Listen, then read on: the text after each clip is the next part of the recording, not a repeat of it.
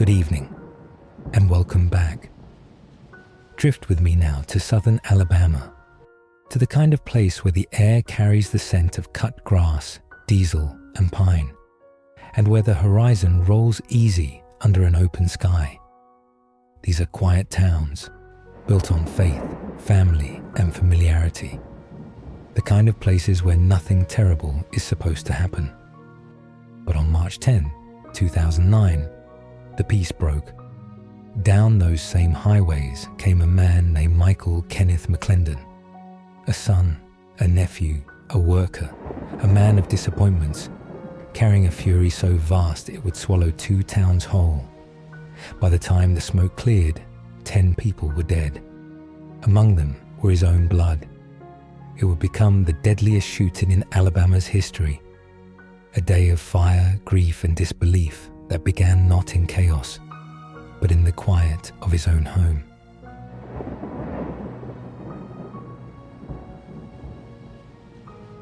Michael was born in 1980 in the kind of home that didn't make the papers.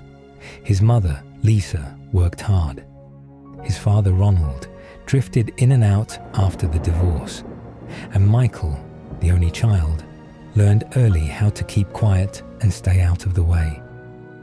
He was a bright student, sharp, careful, an A student, they said. But there was a sadness that followed him like a shadow that wouldn't leave. In Samson, where everyone knew everyone, that sadness went mostly unnoticed.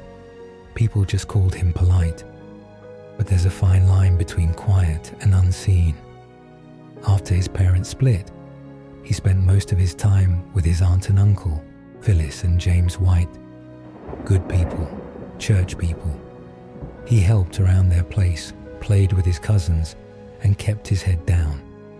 Yet even then, there was something empty behind the eyes, like a man already watching life from a distance.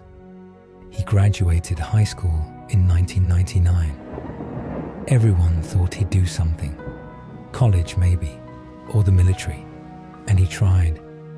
But the world doesn't have much patience for dreamers who falter.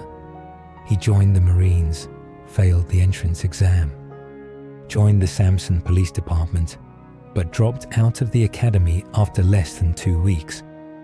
He worked in factories, warehouses, poultry plants, jobs that smelled of sweat and bleach and defeat. In 2003, he was fired from Reliable Metal Products in Geneva. In 2006, suspended with his mother from Pilgrim Foods after a dispute. He tried again at Kelly Foods, a sausage plant, and for a time, things seemed steady. But the Wednesday before the shootings, he quit without warning. No words, no goodbye. Just a door closing quietly behind him. Some said he'd been depressed. Others said he was just tired. But Michael wasn't tired. He was boiling.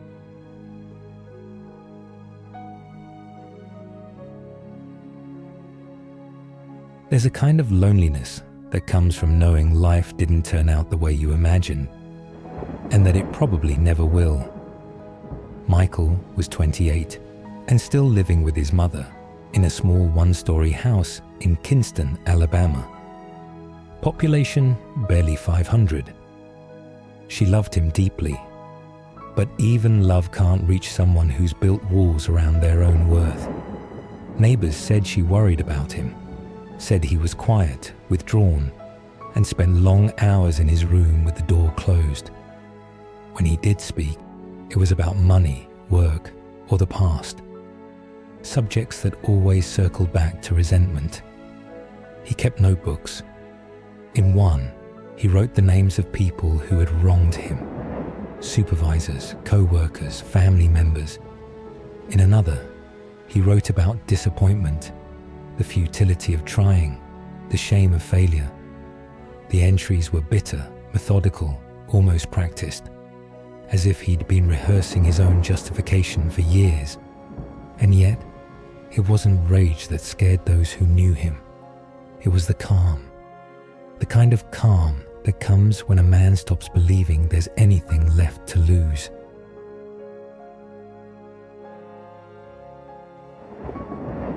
The morning of March 10th, 2009, dawned soft and unremarkable, a Tuesday like any other. The grass was wet from overnight rain. The air smelled faintly of smoke from someone's burn pile. But inside that house on Wise Road, Michael was setting his own stage. He lined up his weapons, a Bushmaster AR-15, an SKS rifle, and a .38 caliber pistol. He loaded magazines, 30 rounds each, and placed them neatly on the counter beside boxes of ammunition. He had survival gear, medical supplies, and notes spread out like a blueprint. He wasn't rushing. He wasn't uncertain. The act had already happened in his mind. This was just a performance. When he picked up the gun, the first name on his list was his mother's. At 3:30 p.m., a neighbor in Kinston heard what sounded like thunder. It wasn't thunder. Michael shot his mother, Lisa McLendon, 4 times in the head. Then he shot her 3 dogs. He poured accelerant through the hall and set the house ablaze. The fire burned so hot the roof collapsed before the first sirens arrived. By the time firefighters reached it, the flames had already consumed the evidence and the woman who'd loved him the most. Somewhere behind him, the smoke rose into the sky, marking the beginning of his end. He got into his car, loaded his weapons, and began driving toward Samson, a town 10 miles away where the rest of his family lived. No one knows if he looked back, but the sky behind him glowed red.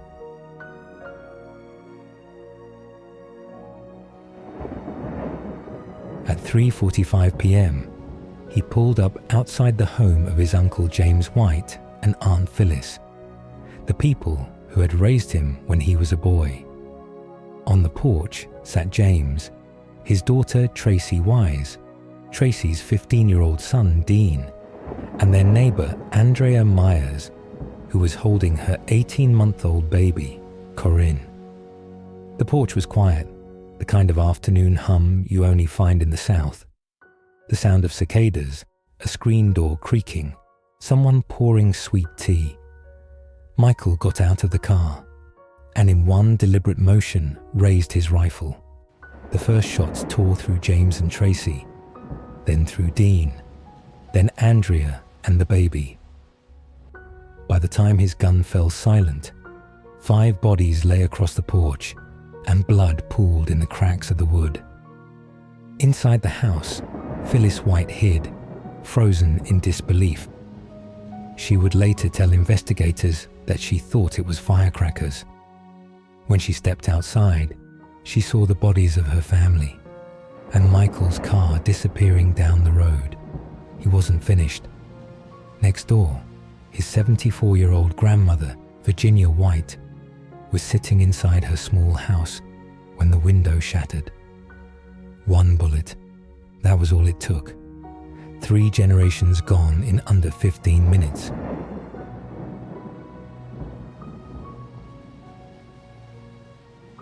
Leaving the White home, McLendon began firing from his car as he drove down Highway 52 toward Geneva. He shot at anyone he saw. People pumping gas, driving cars, walking home. His first victim was Sonia Smith, a 43-year-old clerk at a gas station. Then Bruce Malloy, a 51-year-old man driving past in his pickup. Then James Starling, a 24-year-old who was running away when the bullet struck his back. 4 others were wounded trying to flee. Windows shattered, tires blew. The sound of his rifle echoed across the flat Alabama fields. He was methodical, shifting weapons, reloading calmly, firing with precision. The spree stretched across 2 counties, 24 miles of terror. The Samson and Geneva shooting spree that would scar the state forever. People later said it was like war, except wars have reasons.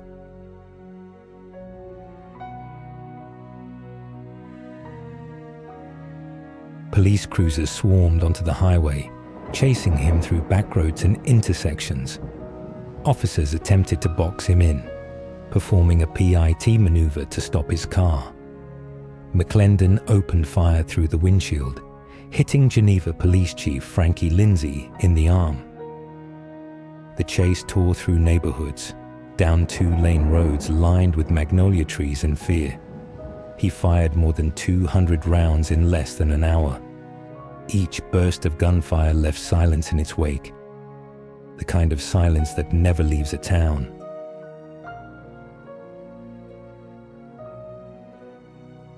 At last, McLendon turned into the parking lot of Reliable Metal Products in Geneva, the very place that had once given him a paycheck and then taken it away. It was as if he'd come full circle. The man fired by the factory returning to die on its doorstep. He parked his car, stepped out, and exchanged gunfire with police before running inside the building.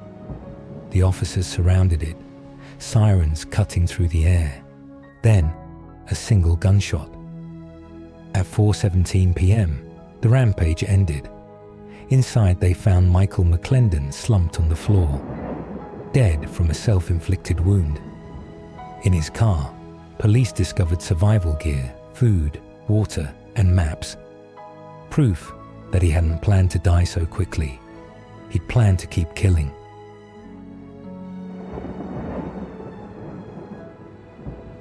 When the smoke cleared, investigators began piecing together the fragments of his life. Inside his burned home, they found notes, handwritten lists naming people from his past, complaints about his jobs, anger at his family.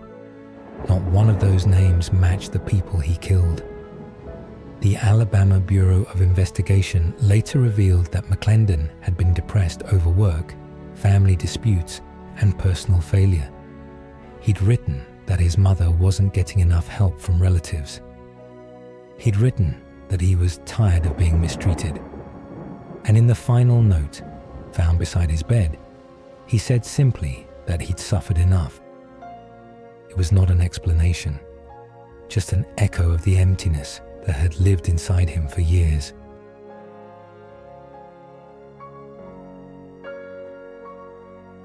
Psychologists later described McLendon's actions as a perfect storm.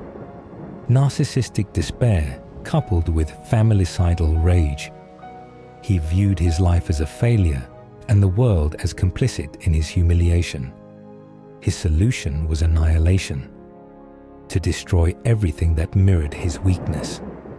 There's a cold logic in men like him. When their self-worth dies, they drag the world into the grave beside it. He wasn't insane. He was deliberate. Every mile, every bullet, every name crossed off his own invisible list. Part of a plan that only ended when there was no one left to punish.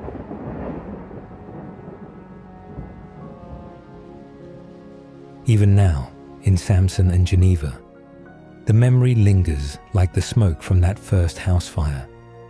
There's a plaque at a local church with the victims' names.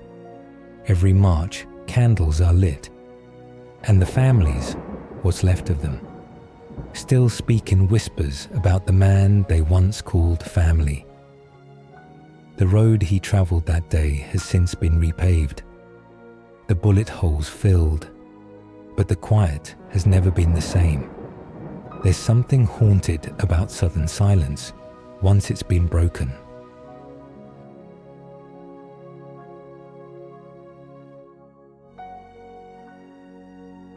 Thanks for listening. This has been Fireside Crime Stories, where the darkest tales are always read by firelight. If you haven't already, subscribe, and before you drift off, toss a little fuel on the fire. Hit that like button, ring that bell, so when the shadows shift again, you'll be the first to know that another fire's burning and another story's being told. Until next time, rest well.